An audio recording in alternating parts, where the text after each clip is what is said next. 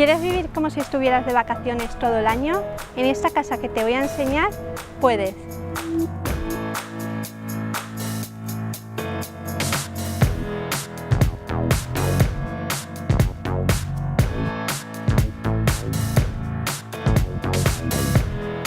Este hogar está distribuido en 3 alturas.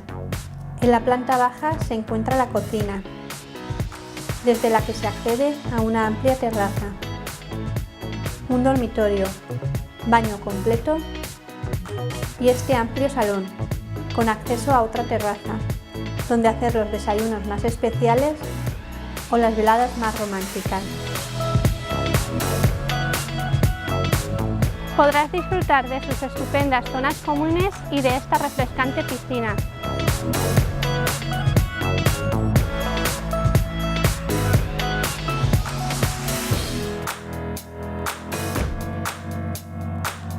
Ahora estamos en la primera planta.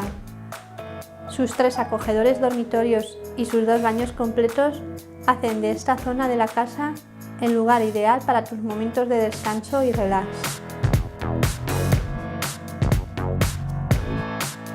Situada en Paterna, en una urbanización cerrada y vigilada. En la última planta, la bohardilla con un balcón. En ella podrás sacar a relucir toda tu creatividad y hagas en esta estancia tu propio espacio. ¿Te doy ideas? Un gimnasio, zona de juegos, un estudio, una sala de cine